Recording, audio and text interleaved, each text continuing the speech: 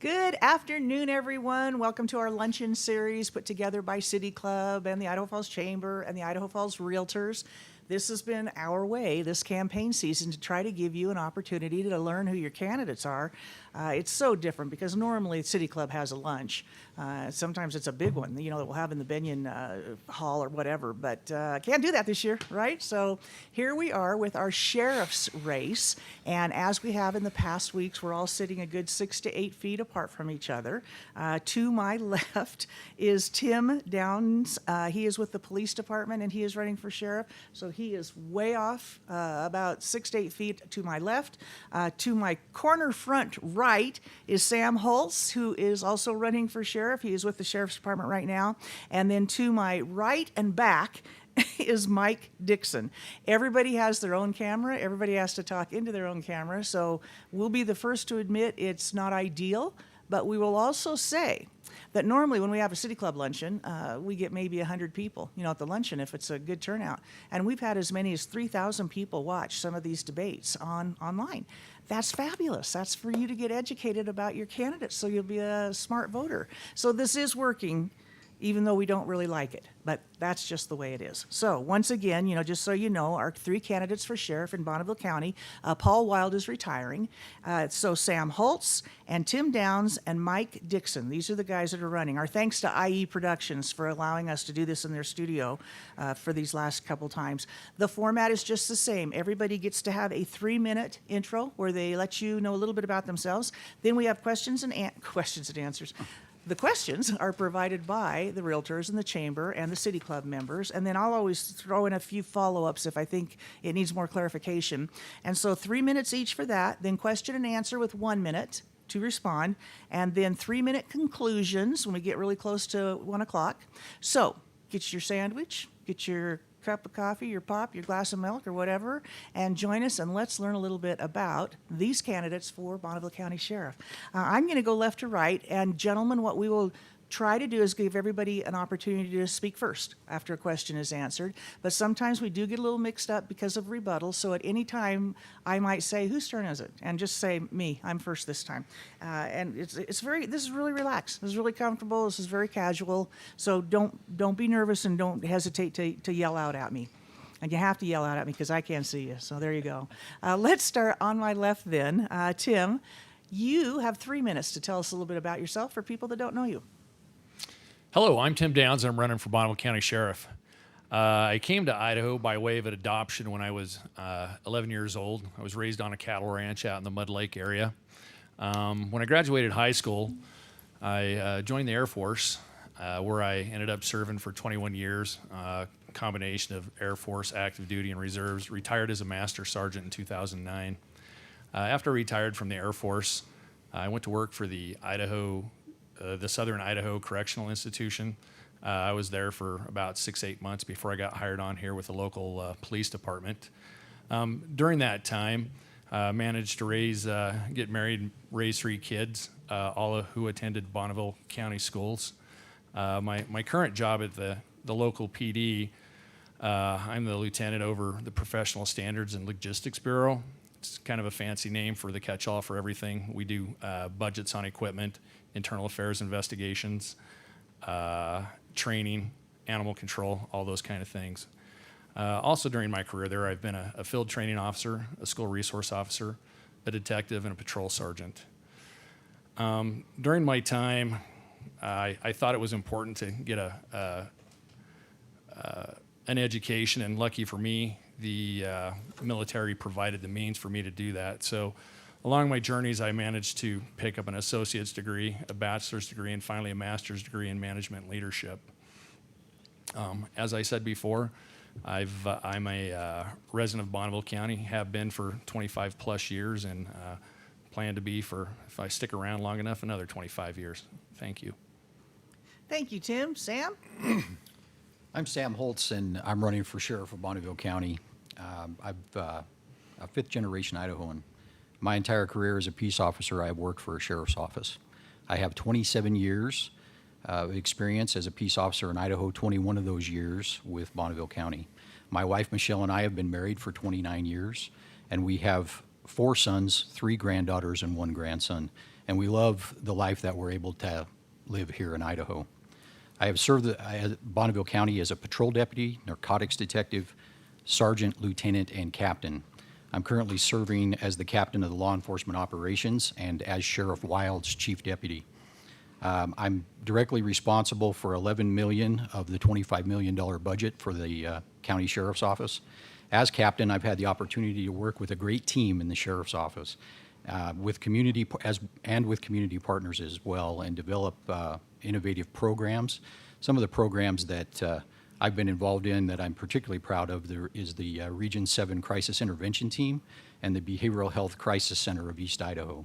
These are programs that help reduce pressure on the overburdened justice system and appropriately divert people away from jails and emergency rooms. It's through working with our community that we're strongest, and I'm thankful for the opportunities that I've had to work with this great community here. I've had the opportunity to serve on some boards in the state. One of those was for former Governor Otter in the Behavioral Health Transformational Work Group in 2010, which recommended the 7 regional behavioral health boards that are across the state now.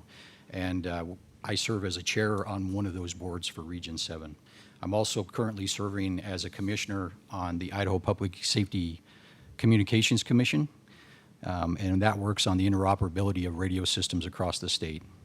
And I've appreciated those opportunities. Bonneville County is growing. We will need a sheriff who understands the county government and how to be innovative and responsible with the resources. Experience matters, and I have that experience. I would appreciate your vote in the upcoming primary. Thank you. All right, thank you, Sam. And Mike, you're up. Thank you. I want to thank the City Club, the Chamber of Commerce, and the Realtors Association of Idaho Falls for putting on this forum. I think this is a great opportunity. I am Mike Dickson. I am running for Bonneville County Sheriff. I was born and raised here in Idaho Falls, Bonneville County. I went to school at Skyline High School, graduated from there.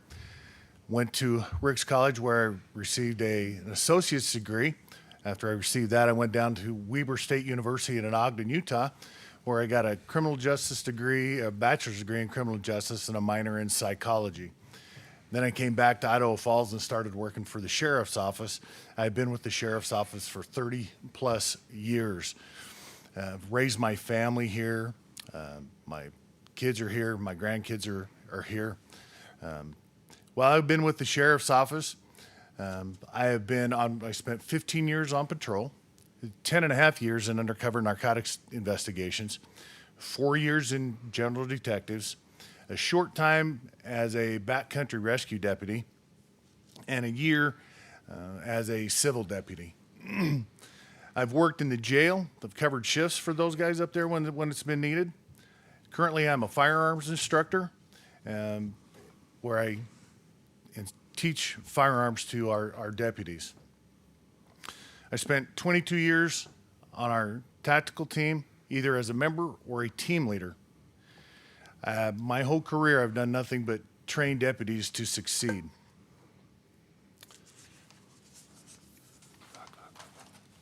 I'm running for the office of Bonneville County Sheriff because we need a change. We need new leadership. We need new eyes on the future of what's happening in Bonneville County and the growth that is coming. That future is untold for right now, but we need to get advanced on that and be focused on that. I want to focus on deputies as well, their mental health, so that they can stay safe, secure, and that they can serve the public with no issues.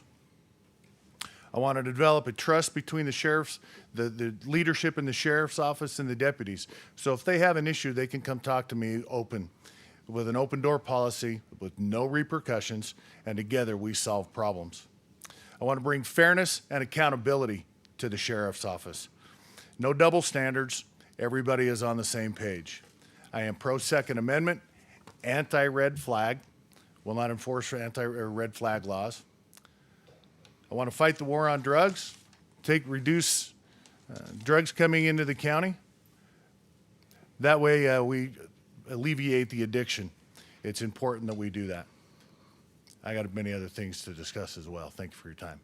Mike, I'm going to go ahead and start with you Okay. while your mic is hot. And just for people that might not understand, what does it mean when you say I'm anti-red flag? What is that expression? Well, going across the country right now, especially on the East Coast, there's laws that are coming out about people that are having guns, and guns are being confiscated for neighbors saying that their neighbor is crazy and they scare them with a gun. I am not in favor of gun confiscation. I believe that that's a violation of the Second Amendment. Thank you. So will you guys also answer that, Sam? Sure, I'm How happy do to you feel answer about that. anti-red flag? So red flag laws, the ones that I have read and reviewed are, the issue that I have with them is that they are based on an ex parte order, which means that somebody can say, can address the court with a document that's just one-sided. And the Second Amendment is very clear that you have the right to keep and bear arms. So with that, an ex parte order, in my opinion, does not meet the level of due process that should be there if you're taking somebody's firearms away.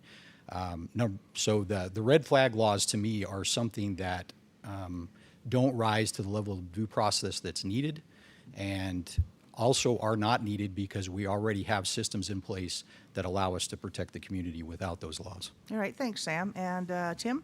Carol, of course, and I'll kind of piggyback on what Sam said.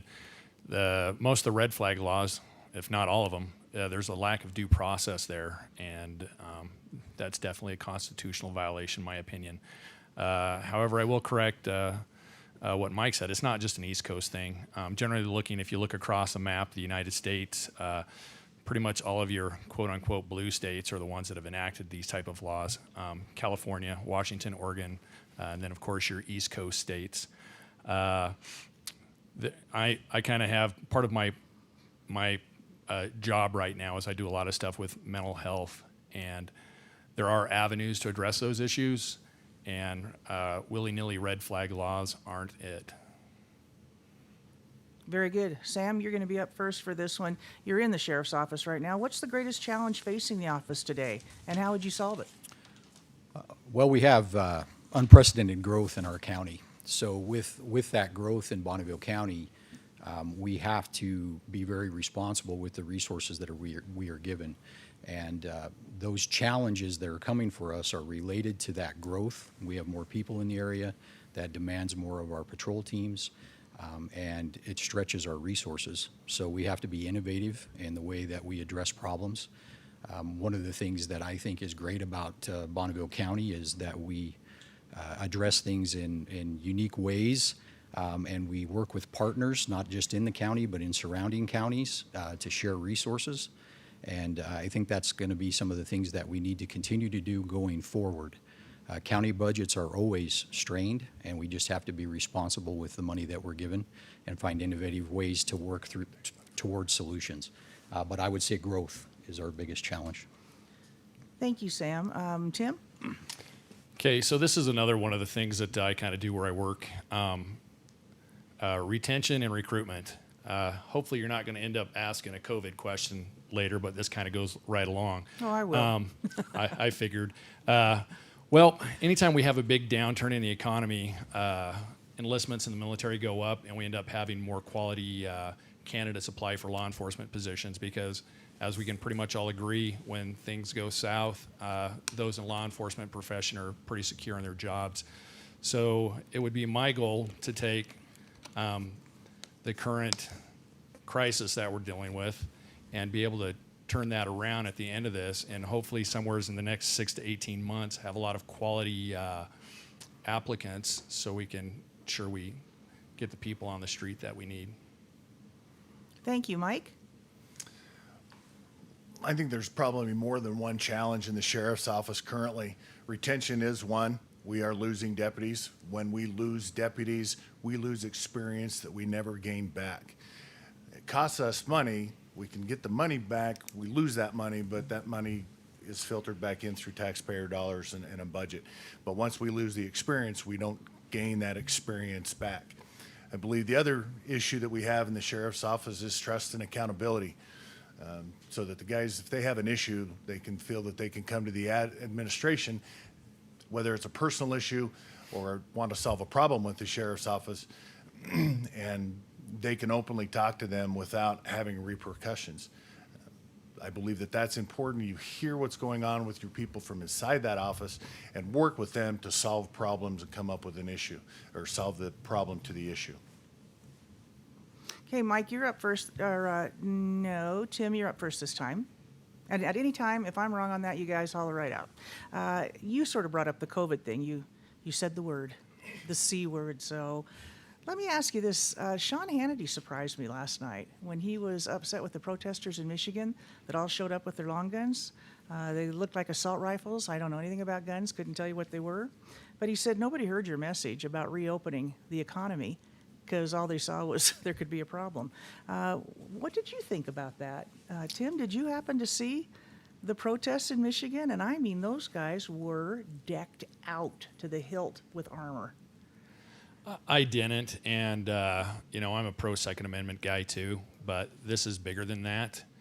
I'll say just right now, in case it comes up, I'm not okay with the way we've been, either the way things were shut down or the way things are opening up.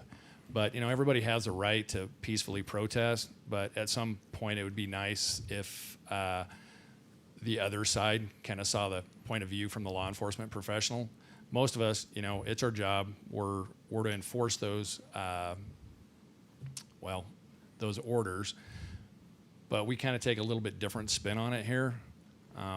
We're not going to put people in jeopardy over something that, in my opinion, most of the times can be taken care of through a logical conversation, as opposed to sending out a major police action on it. So as far as the guys, just, as a Second Amendment supporter, how do you feel about the protesters coming with such big guns? A gun's a gun. Doesn't bother you? Nope, not one bit at all. Thank you. That's just what we were looking for. Mike, an answer on that? I am like Tim. I did not see the protest last night. Feel that, under the Constitution, people can protest. I believe that those protests need to be peaceful, non-threatening. If they came with guns, as long as they weren't doing illegal things with them, I guess if that is what they want to protest with, and that's their subject of protest, then that's fine. They're mad about how things have gone with COVID-19. I will have to agree with Tim that people know and have been taught and given the precautions of opening up and having social distancing and everything like that. We should get back to opening up and getting the economy in Idaho back up and running. Sam? So I didn't see the protest in Michigan. I have seen some of the things that have been going on across the nation. The right of the people to assemble is obviously there, guaranteed by the First Amendment. And if they want to bring a rifle with them, as long as they behave responsibly with that, they can do that. However, it creates an increased pressure on law enforcement, and it increases the heightens that protest. And I would remind everyone that it is the extremists on both sides, the far right and the far left, that attack police officers and sheriff's deputies all the time in this nation. And so extremism is dangerous. And if you want to create rhetoric and push against the law enforcers of the community, you're actually pushing against the entire system. And I think we need to have more calm dialogue to address the issues and less rhetoric. Very good. Mike, you're up first on this one. Do you support the practice of armed resource officers in secondary schools? Armed officers in secondary schools, absolutely. They are considered soft targets. As long as you got a resource officer that is well trained and understands what his job is, I'm all in favor of it. A student or someone else that has terroristic ideas, a junior high or secondary school is a soft target, meaning that it's easy to get into and can cause a lot of damage and fear. That's why having a armed security officer in that school resource officer, not a security guy, but a school resource officer in there to protect the children is very important. My kids go to school. I would not, and my grandkids will go to school. I wouldn't be afraid of having a armed officer in the school. We had them for years here in Bonneville County. Sam? You know, the school resource officers armed in secondary schools, in my opinion, is a must. There are several things that the school resource officers do that benefit the schools, and a lot of times they get to know the students really well, and they help handle emerging problems. And it's like managing a small city into itself, and they work closely with the administrators of the schools. So I think it's a critical component that we've had in place for a long time in Bonneville County, and yes, they should be armed inside the schools. Okay, so we have 2 yeses, just to make sure. Correct? Yes, armed, yes, armed, just because it's a little bit hard for me. I told you I read lips more than I ever thought I Yes. did. And now that I can't see any of your lips, I have to make sure I heard you right. So we're 2 for yes. Where do you stand on it, Tim? You've been a resource officer. Yes, I was. So that's an easy yes for me. Been there, done that. All right. And I would have to say that being a school resource officer, it's kind of a toss-up for me as to which was the best job, that or patrol sergeant, because there's so many different things you do as a school resource officer. The day-to-day activities with the staff and the students, and you are able to build some rapport with both. And there's a sharing of ideas as well. So definitely yes on that. But I'll actually take it one step further. I also believe that a school resource officer shouldn't only be armed, but he should also be wearing the police uniform. When I was doing it, the way I looked at it is, if somebody was coming in to do harm, I wanted to be easily identifiable as the target that they wanted to take out, because then that took the heat off the innocents and put it on me. Thank you. Thank you for making yourself a target like that. God forbid we ever go that route. Tim, we'll start with you on this one. I think you're up, and you guys don't hesitate to if I'm messing up, to tell me. The whole Meridian thing? Did you guys all get to watch that? The gal begging to be arrested because she was on the playground equipment. I would just like your take on it. Afterwards, did you watch with other officers and say, okay, he did this really well, but if this ever happens here, we should do this? But let's have you start, Tim, out of the police department. Well, Those are your brothers in blue there. Well, as you can imagine, this has been a topic of big discussion at the department. And I kind of look at that just like as we're raising our kids. That's what she wanted. We don't always give our kids what they want because we know that that's not the best thing for them. And at the end of the day, the whole protest was there. The protester got what she wanted. She was arrested. She got on the news when, in my opinion, had you just went out, told them, hey, you're not supposed to be doing this, walk away, then what are they left with?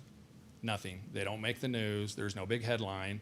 After they go home for the night, you go over and rope off the area that they were doing their stuff, and it makes an issue a non-issue. Thank you. Mike? I was aware of what happened in Meridian, protesting of the state of Idaho being opened and how things were going. At the end of the day as well, if that solves the problem, then that solves the problem from a protest. She was asked to leave peacefully. We get to that point as law enforcement, we ask before we act sometimes on certain issues. This was a First Amendment right to protest. It ended up with her being arrested, getting her 15 minutes of fame, if that's what she was out for, to make a point. And in the long run, she got arrested and will have to go through the criminal and the justice process. Yep, Sam? Well, specifically on the Meridian issue, obviously the officers were doing their job, and the person wanted to be arrested and refused to comply with a lawful command. And so the officers were placed in a situation where they had no choice but to arrest the person, which apparently that's what she wanted. After that, there was a protest that was then held at the officer's home, which is absolutely not acceptable.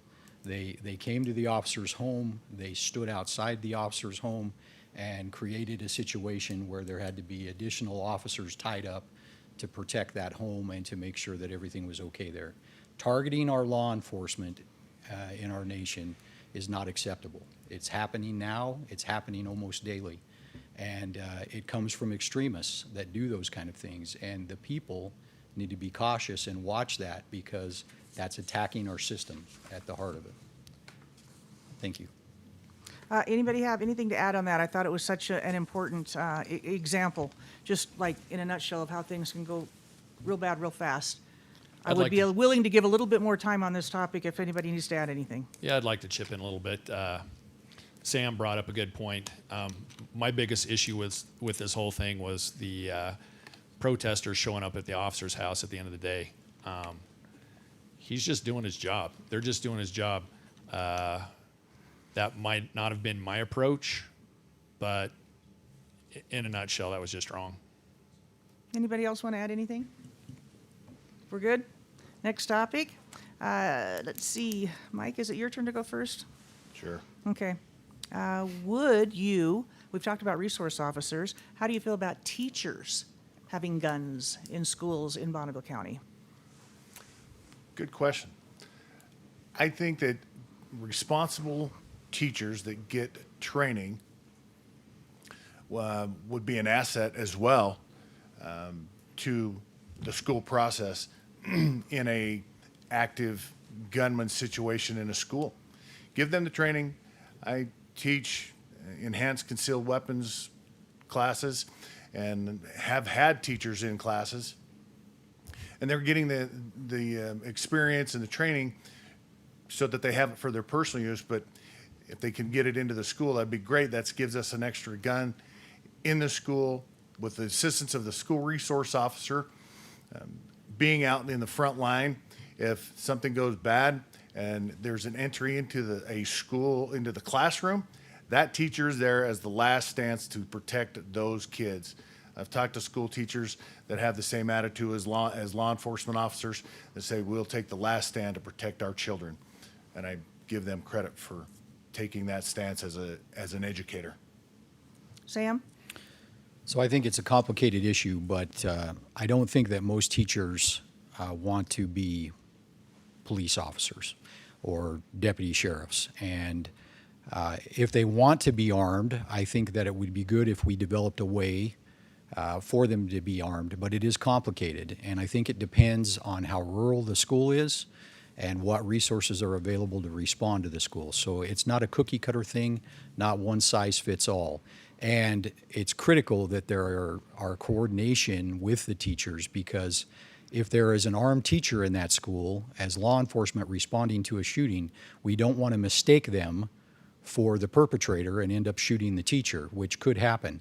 And so that requires a high level of training and a high level of coordination to make sure that those things are done as safely as we can make them. But at the end of the day, if a teacher is willing to carry, the school district is willing to allow it, and we can develop the training to try to keep everybody as safe as we can, I think it could be done. Tim? So surprisingly, Sam kind of hit on it. It's already allowed under state law as long as the school board allows it. I kind of went to a very rural school, and the time it would take law enforcement to arrive there, you're probably looking quickest maybe 25 minutes, longest it may be an hour. Having worked in the schools and did a lot of training with the school personnel on active shooter type issues, to be honest, most times when law enforcement shows up, if you look at all of the shootings we've had, things are already over. If we had, and I speak also as Mike did, as being a firearms instructor and enhanced concealed carry instructor, if we have teachers that are willing to take the training, we trust our teachers to take care of our kids in so many ways. I think it's ridiculous not to give them the tools and the means to carry armed as well. Any rebuttal on anything, guys? Sam, we'll start with you then, I think, with the next question. In general, is there any any kind of gun control law you could support? For example, better background checks. Is there anything you would do different in gun laws? Well, I think that it's very clear that the Second Amendment has been ruled on by the Supreme Court recently, and that is a right guaranteed to us as citizens of this country. And so we have to be cautious that whatever we do does not infringe upon that right. With that said, we do have people that obtain firearms that should not have them. So I would say that we have plenty of laws on the books, that we need to enforce them better. We do have felons that are in possession of firearms, and we work with our federal partners to make sure that we get absolutely as strong of a prosecution as we can get on those violations. And I think that that's critical, that we apply the laws that we have. Additionally, there's discussion about different background checking. I think let's enforce the laws we have first, and then see what other resources need to be put in place to do a better job on keeping the weapons out of the hands that should not have them. Tim?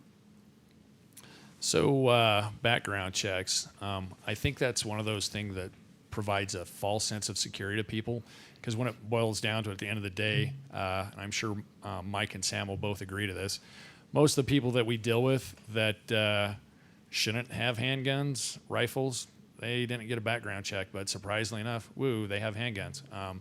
You look at big cities like Chicago, or even that incident here in Flint, Michigan recently. Does a background check stop that? I'm guessing probably not. So I don't like the idea of people getting it in their mind that, just because we did a background check, that this person's good to have a handgun. Because that applies over so many different other areas in law enforcement and just in life in general. So, no, I'm not. I don't see any reason to have more background checks. Okay, Mike?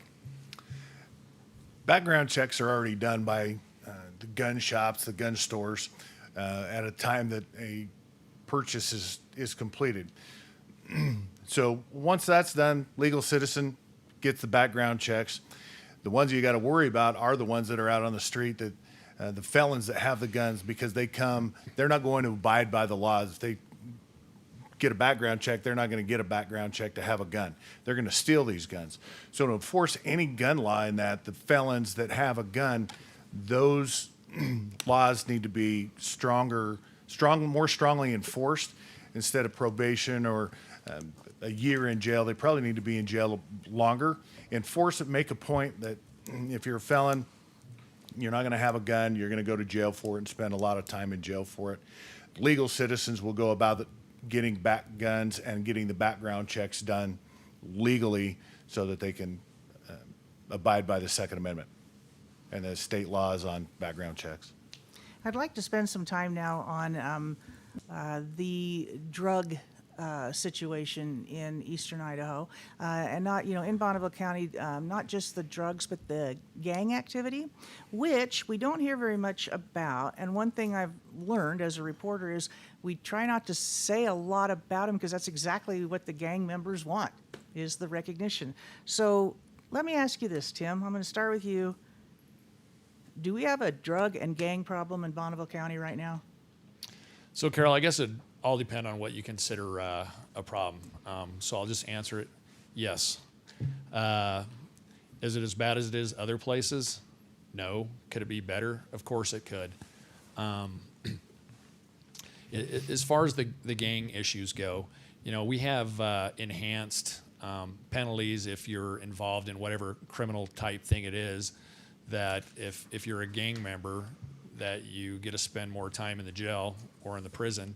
And I think actually making sure officers are trained to the point that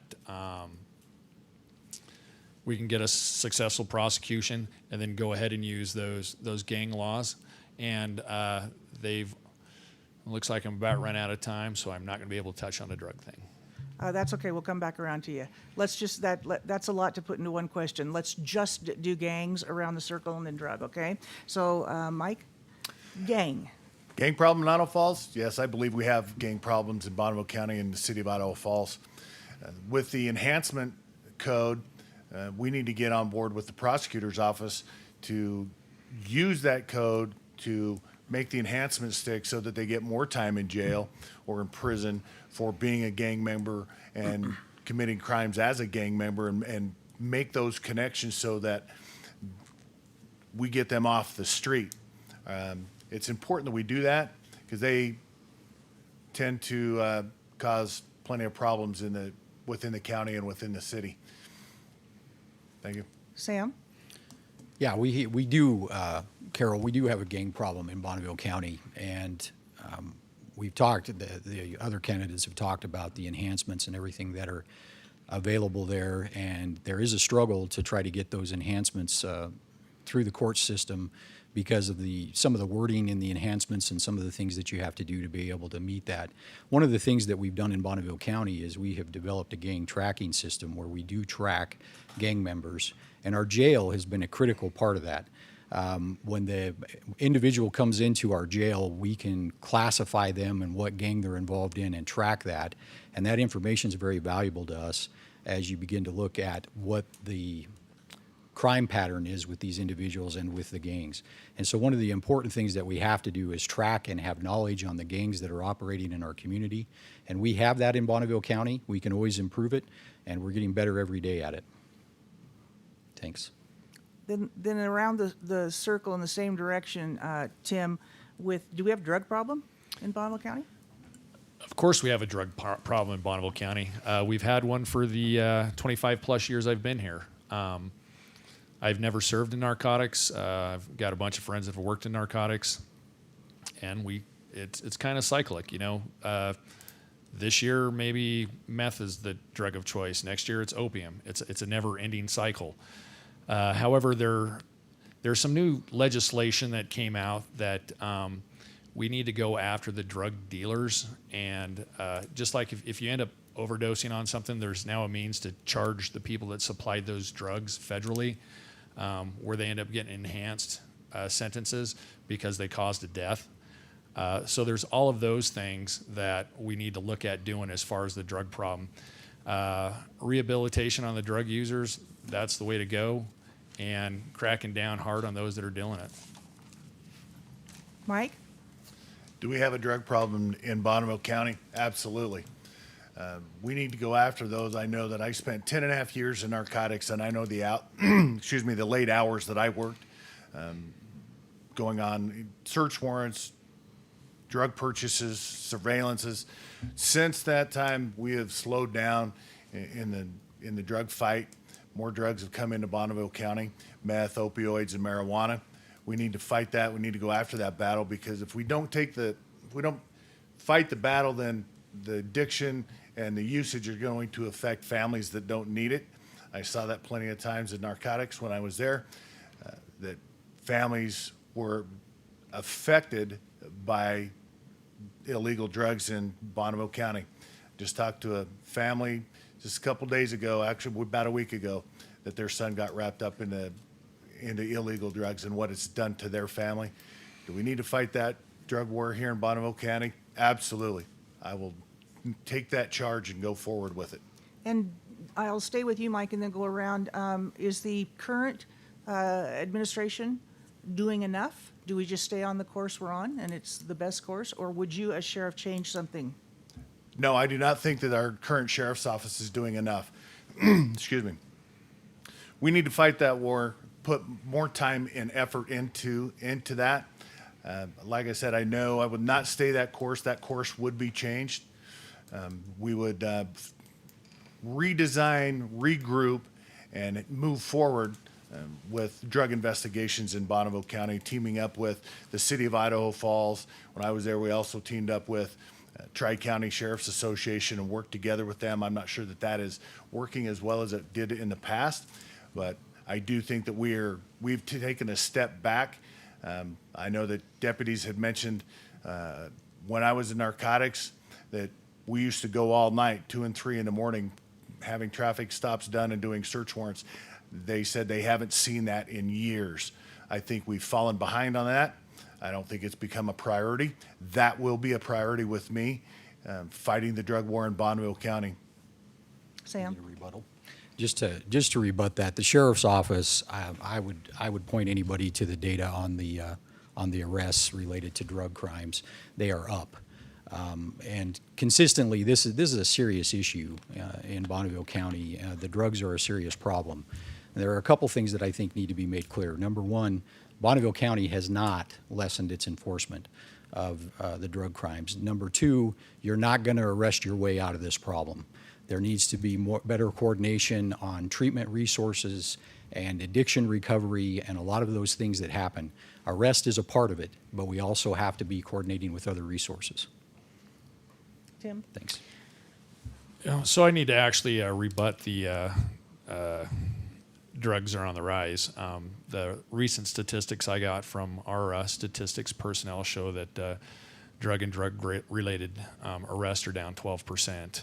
And that's over the past year. But we do have a drug problem. So we just keep fighting it, just like we've been doing for longer than I've been a cop. Tim, could your statistics be reflecting the city and the police department as compared with the county? Originally, they were run for just the city, but then they went ahead and ran them for the county because, as we all know, the city is in the county. Sam? So I would have to look at that data, but I don't believe that that's accurate. The last data that I saw, again, this could be on timelines. We'd have to look at timelines. If it's a full year, the last measure that I saw, we were up in that type of crime, arrests for that type of crime and interactions related to the drug crimes were higher than they had been. And would you like a final word, Mike? Well, I just think we need to fight that. The stats, if you live and die by, you can live and die by stats. I get phone calls from old confidential informants that ask me, what is Bonneville County doing with the narcotics unit? Are they investigating anything? Because they are still hearing that there's a lot of illegal drugs on the street in Bonneville County. You can't live and die by stats. You have to go by what's going out on the street, and I'm still hearing that. And I have seen that no late night search warrants compared to what I did, and the hours that we worked Monday through Thursday working as a narcotics detective will not work in Bonneville County.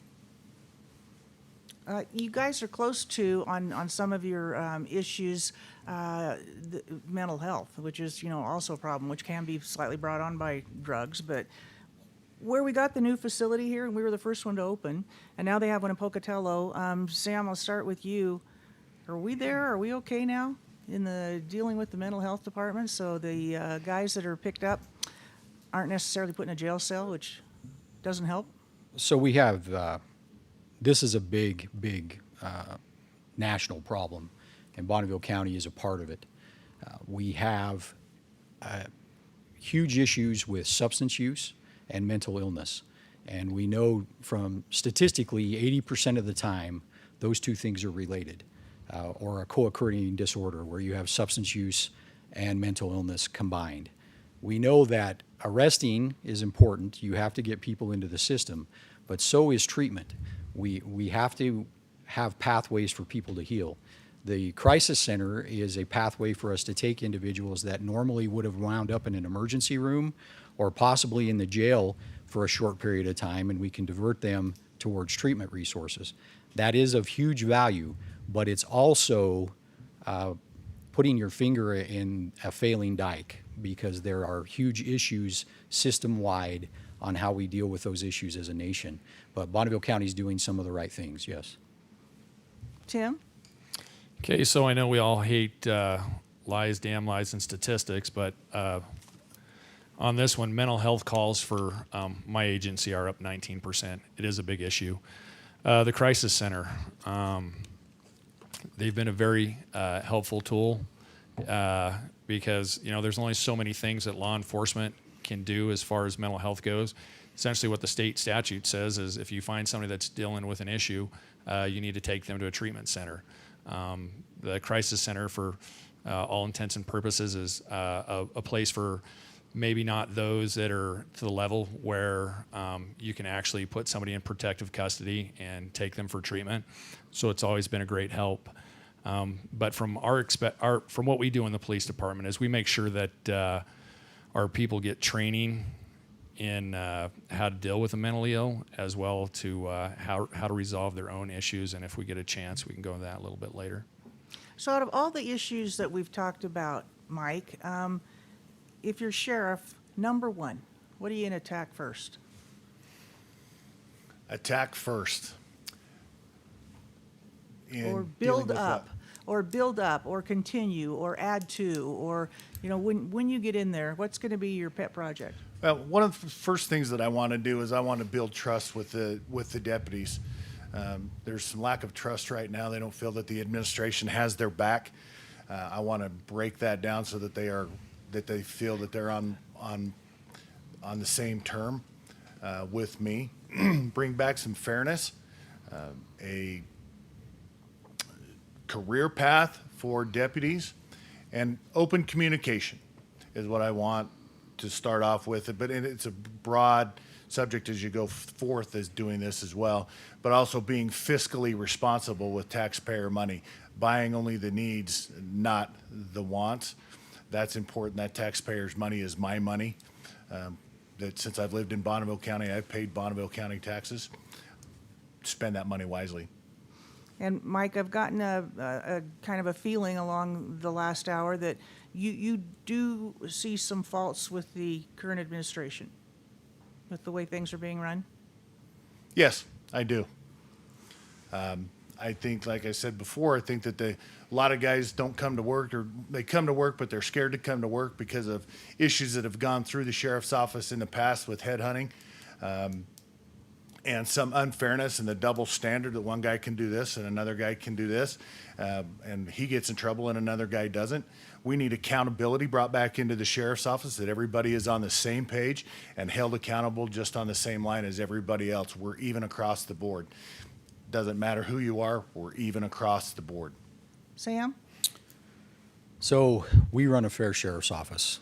We have a great community. We have a great sheriff's office. The proof is in the deputies that are out there working every day. Obviously, we have challenges in a law enforcement operation. There are things that happen. There are administrative decisions that have to be made. Those decisions sometimes upset people. But the reality is, when you start talking about a broad sweeping, these deputies are there, that's not true. We work with our deputies. We have an open door policy. Everybody can approach us and talk to us. It's not that way. Tim, Can I you're, read about that? sure, do you mind waiting? Oh, I'm Just a fine. second? Go ahead. All right, Yep. go ahead, Mike. I'll have to disagree with Sam on that. That's why we've lost deputies. That's why we're losing 2 more deputies coming up probably by the end of June. That's why 2 went within the last year. Is that the fairness in the place? They didn't feel that it was fair. They'd been lied to, said they weren't going to take it anymore, and they were out the door. We lost that experience, probably a total of 20 years of experience that we'll never gain back. They left because it was unfair. And Sam? Well, that's the first I've heard that they left because because it was unfair. And those, I think the deputies that he's referring to haven't quite left yet. But we do have challenges in the sheriff's office, and one of those is retaining personnel. But we retain, especially in our patrol division, we retain much more than we lose. One of those issues relates to pay and benefits, and we have worked with the commissioners to make those stronger just in the last year, and we'll continue to improve the sheriff's office. And I think we're on a great pathway, and we are improving every day. And Tim, the original question, your number one pet project if you're elected? I'm not really a guy for pet projects, but in my current assignment, it's recruitment and retention. And I've got to tell you, I love being able to steal quality Bonneville County officers to come over, because we get firearms instructors, taser instructors, defensive tactics instructors. It's a big bonus for me. So I guess what my pet project would be, if I had one, was to stop the bleeding. And I agree with both Mike and Sam. It's not always just a monetary thing, but it's not always just a not liking the administration, because I've, over my many years in law enforcement, I've been under both. So my goal would be to, like I said, stop the bleeding. There's a lot of quality deputies, not only in the jail, or excuse me, not only in patrol, but the jail staff. It seems like the jail staff always gets left out, and those people have to be looked out for as well. And just to make sure everybody understands, stop the bleeding is stop the losing quality personnel to other agencies, mostly my agency. To the police department? Yes, ma'am. How interesting. Well, we will stop that line of questioning on that note and go to our 3-minute close. So it's your turn now to rebut anything you've said, wrap up anything you've said. Just let people know why they should vote for you. And Tim, let's start with you. Oh, I get to start on the closure as well. Oh, did you start on the open? Yes, ma'am. You can see how good I am at this. Mike, would you like to start? Sure. Thank you. Well, this has been a great opportunity. Thank the Chamber of Commerce, City Club, and the Realtors Association again for this. I've spent my career learning and here at the Sheriff's Office on patrol in detectives. I have made myself the way it is, being well-rounded. I know all the divisions of the Sheriff's Office. I worked in the jail. I've covered many shifts in the jail for many years, covering in the jail. I know the issues that they have at the jail. I know the issues why our guys are leaving, and I want to take care of that problem as well. I want to have an open door policy with my people as well as the community. I want to meet with neighborhoods, church groups, and business owners to find out what their concerns are within the county, what we can do to take care of that. I talked about being fiscally responsible. That's very, very important. That would be a priority as well. I raised my kids here. We need to make this place much better than it is and keep it going the way that it is. I want to meet with the commissioners so that we can have a sustainable and adequate funding for the Sheriff's Office. It comes down to the issues of funding. We need to do that so that if we have to purchase certain things, we can do that, as well as bring pay up for our deputies to get closer so that we don't lose our deputies and lose that experience. Want to have a seat at the table with them for the master plan so I understand what the growth is, so we can plan on how many deputies we are going to need for future growth and where that growth is going to be for the infrastructure. Give them ideas on traffic safety from the deputies that are out there to know what's going on with those kind of things. I want to have honest, open communications with our deputies. It's most important that they feel that I will have their back. If they have issues, we want to deal with that. Moving forward it can't be status quo. We have got to change. One of the other candidates said, I'm not going to change anything in the Sheriff's Office. Well, we have to change it. We have to mold. We have to mold for the future as to what's going on. It is no longer acceptable. We must move forward planning for the future. I will put a structure back for career path, for advancement, so they know what it is, so that the good old boy system won't go into play, and it's just the yes men that are being promoted. I have a passion for this job. It's why I've been here for over 30 years.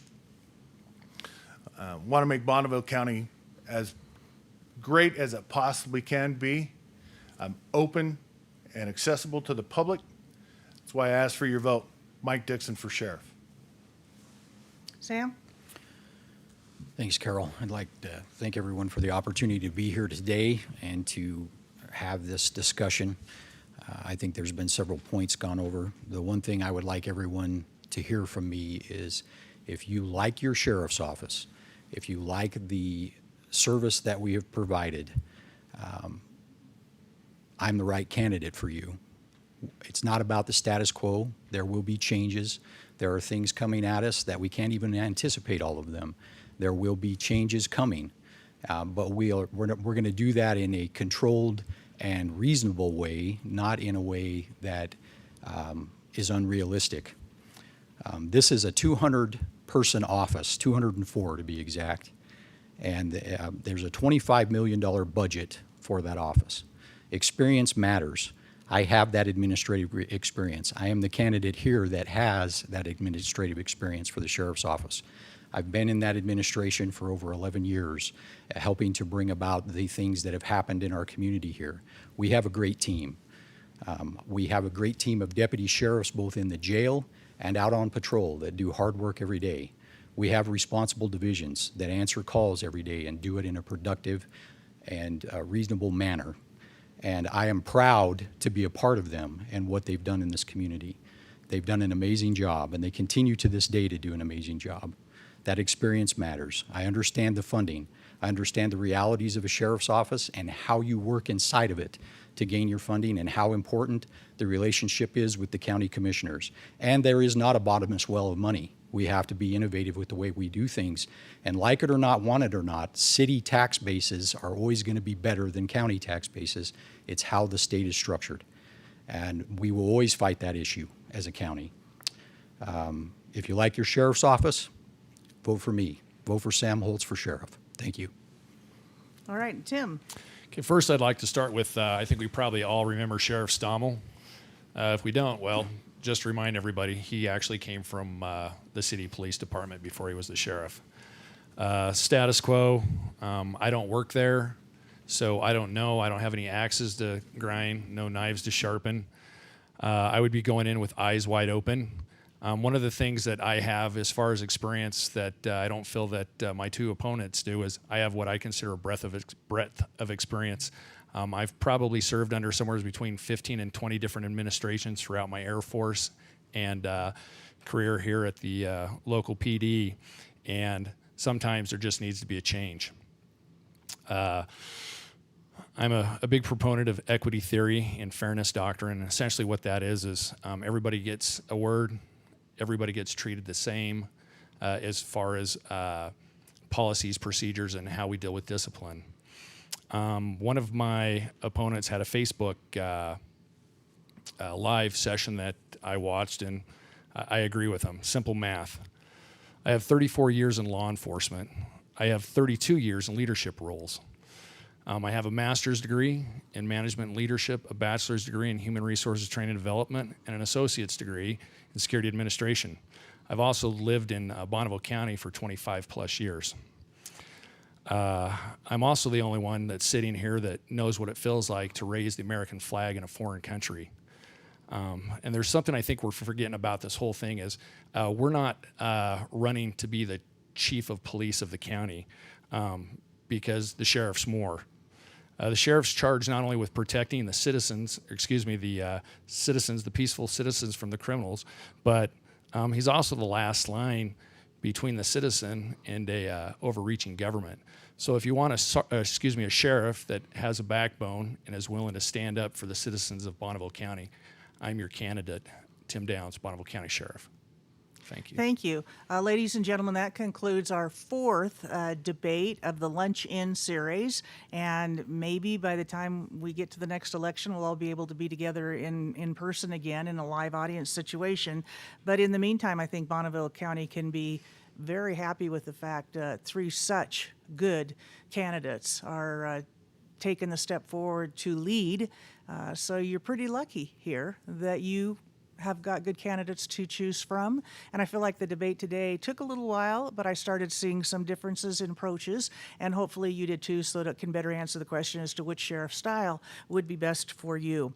Don't forget, so the primary is May 19th. You don't get to go in and vote at the regular junior high school or Fairwinds or wherever your precinct is. No in-person voting this year. You must get an absentee ballot. Now, you can call the county clerk and have them send you one. You can go online. Tell me again, Dana, idahovotes.gov. So easy. I've done it. The ballot comes in the mail. You fill it out. You mail it. The state is actually going to send you, if you are a registered voter, they're going to send you an application to get an absentee ballot. They can't be making it any easier for you. So hopefully voter turnout could be even greater this year than we go in person. But we're counting on you to take the initiative to get your ballot in your house with your cup of coffee and your breakfast banana and fill it out and mail it. And that ends our Lunch-In series. Everybody back to work, if in fact you get to go to work. I do, and I'm on my way now. Thanks for joining us.